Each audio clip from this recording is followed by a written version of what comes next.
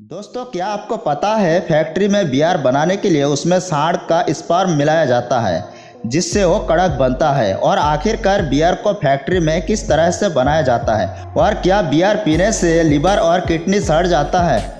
दोस्तों, आज हम बियर लवर्स के लिए जाने वाले हैं एक ऐसी फैक्ट्री की ओर जहां हम देखेंगे कि फैक्ट्री में एक बियर्स को कैसे बनाते हैं और उसमें क्या क्या मिलाते हैं। सबसे पहले बियर बनाने के लिए शुरुआत होती है यहाँ पर रखे हुए इस अनाज से। बियर को अंकुरित अनाज से बनाया जाता है और ये अनाज दूर दराज से अलग अलग हिस्सों में खेतों में होने वाली गेहूं, चावल जैसे अच्छी क्वालिटी के अनाजों को खेतों में उगाकर हार्वेस्टिंग के बाद इस तरह से ट्रकों में भरकर यहाँ पर इस फैक्ट्री में लाया जाता है। फैक्ट्री में यहाँ पर सबसे पहले अनाज को अंकुरित करने का काम किया जाता है जिसमें करीबन 4-5 दिन का समय लगता है। अब यह काम भी काफ़ी टेक्निकल है क्योंकि अगर अनाज अंकुरित नहीं हुआ तो फिर इसमें बियर नहीं बनेगी और फैक्ट्री के वर्कर्स अच्छी तरह से जानते हैं कि अनाज को अंकुरित करने के लिए क्या करना चाहिए। यह इस तरह से प्रोसेस का इस्तेमाल करके अनाज को अंकुरित कर रहे हैं और यहाँ पर देखिए कैसे अनाज 4 से 5 दिन में ही अंकुरित हो चुका है और अब इसे एक बड़े से टैंक में डाला जा रहा है। इस टैंक में ढेर सारा पानी भी मिलाया जा रहा है और अनाज के साथ में पानी को मिलाने के बाद अब इसमें खमीर को डाला जा रहा है जो कि खास तरह से फंगस होता है जिसे मिलाने से अनाज में सड़ने की प्रक्रिया होने लगते हैं और अनाज सड़ना शुरू हो जाता है। और आप सभी शायद यह बात अच्छी तरह से जानते होंगे कि इसी प्रोसेस का इस्तेमाल ब्रेड को बनाने में भी किया जाता है। जी हाँ, जिसमें ब्रेड का आटा फूलकर बहुत ही सॉफ्ट हो जाता है जिससे उसका स्वाद भी बदल जाता है। खमीर हर चीज़ को सड़ाकर फुला देता है और इसी काम को करने के लिए खमीर को इस टैंक में डाला गया। खमीर डालने के बाद यहाँ पर इस फल को देखिए, यह फल होप्स फल है जिसको बियर बनाने के लिए इसके टैंक में डाला जाता है। अब आप कहेंगे कि आखिरकार इस फल को क्यों मिलाया जाता है। तो दोस्तों, अक्सर आपने अगर कभी बियर पी होगी तो इस बात को ज़रूर नोटिस किया होगा कि बियर में एक बहुत ही खास तरीके की गंध और बड़ा ही अलग स्वाद होता है जो किसी दूसरे खाने पीने की चीज़ों में नहीं होता है। यह अलग गंध और स्वाद असल में इसी फल का होता है जो कि सरम के आकार का एक फल है। इसी की गंध और स्वाद बियर में मिलती है और इसे ही इस टैंक में डालकर सभी चीज़ों को मिलाकर टैंक में इन सब चीज़ों को उबालने का काम शुरू हो चुका है। अब देखिए, बियर बनाने के लिए सबसे ज़रूरी इंग्रेडिएंट्स को इस तरह से इस बड़े से टैंक में 3 से 4 घंटे तक उबाला जाता है। उबालने का ये काम जल्द ही पूरा हो जाएगा।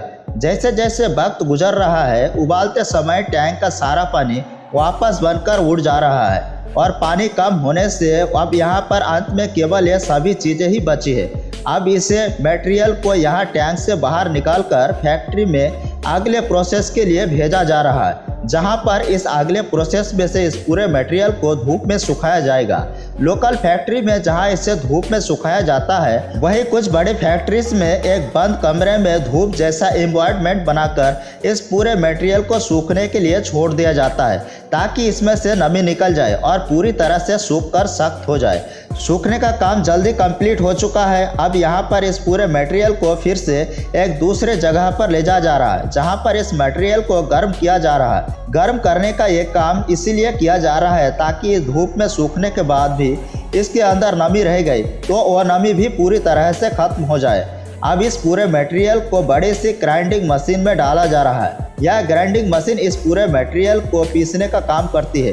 कुछ ही मिनटों में ग्राइंडिंग मशीन से यह मटेरियल पेस्ट कर पाउडर बन चुका है। अब इस पाउडर से ही आगे बियर बनाने का प्रोसेस किया जाएगा। दूसरी तरफ फैक्ट्री के एक हिस्से में टैंक में गुड़ और चीनी वाला पानी का घोल बनाया जा रहा है। यह घोल बहुत ज़रूरी हिस्सा है बियर को बनाने के लिए। फैक्ट्री के दूसरे हिस्से में पहले ही बन चुके अंकुरित अनाज, होप्स, फल और खमीर के उबले हुए मिश्रण के पाउडर को यहाँ पर फैक्ट्री के इस हिस्से में गुड़ और चीनी के पानी वाले इस घोल में डाला जा रहा है। इस टैंक में आप क्योंकि इस पाउडर में खमीर पहले से मिला हुआ है इसीलिए गुड़ और चीनी वाले इस पानी में पाउडर को डालते ही खमीर की वजह से सड़ने की प्रक्रिया बहुत तेज़ी से शुरू हो जाता है। टैंक के अंदर यह पाउडर कुछ ही घंटों में सड़ना शुरू हो जाता है और कुछ समय के बाद सड़न की प्रक्रिया बहुत तेज़ी से होने के बाद ऊपर की तरफ ढेर सारा झाग और नीचे की तरफ तरल पदार्थ बनना शुरू हो जाता है और इस तरल पदार्थ को टैंक से बाहर इस तरह से निकाल दिया जाता है और एक दूसरे टैंक में भर दिया जाता है। अब यहाँ पर इसी लिक्विड से आगे बियर बनाया जाएगा और इस लिक्विड में अल्कोहल की मात्रा को भी मिलाया जाएगा। हालांकि अल्कोहल की मात्रा बहुत ही कम होता है, इसलिए बियर को पीने के बाद ना अल्कोहल जैसा नशा नहीं होता है। अब इस लिक्विड को इन दूसरे टैंक में स्टोर करने के बाद इन्हें आगे फैक्ट्री में दूसरे हिस्से यानी कि स्टोरेज रूम में भेजा जाता है, जहां पर बड़े बड़े लकड़ी के बने ड्रमों के अंदर इन खास लिक्विड को भर के 3 महीने के लिए छोड़ दिया जाता है। इसी लिक्विड को जो 3 महीने के बाद इस ड्रम से बाहर निकाला जाएगा, तब यह पूरी तरह से बियर बन चुका होगा और 3 महीने का लंबा इंतजार फैक्ट्री में किया जाता है और तब तक बियर बनाने के दूसरे बैच के बियर बनाने का काम बैकग्राउंड में चलता रहता है। और यानी कि 3 महीने का साइकिल लगता है इस बियर को बनाने में। 3 महीने पूरे हो जाने के बाद यहाँ से इन ड्रामों से बियर को बाहर निकाला जाता है और टेस्टिंग के लिए भेजा जा रहा है। टेस्टिंग का यह काम फैक्ट्री में बने हुए खास लैब में होता है, जहाँ पर इस तरह से बियर सैंपल को जांचा जाता है और कंपनी के सेट किए गए स्टैंडर्ड पैरामीटर्स पर इन सभी सैंपल को टेस्ट किया जाता है और देखा जाता है कि इसका स्वाद और महक सभी चीज़ों की मात्रा ठीक है या फिर नहीं। सब कुछ सही मिलने पर आगे इसे प्रोडक्शन लाइन की ओर बढ़ा दिया जाता है और इस बैच में बने हुए बियर को खड़ी झंडी दिखा दी जाती है। अब प्रोडक्शन लाइन की ओर बियर आ चुका है। अब इन्हें फिलिंग एरिया में भेजा जा रहा है। फिलिंग एरिया फैक्ट्री का वो हिस्सा है जहां पर बोतलों के अंदर बियर को भरा जाएगा।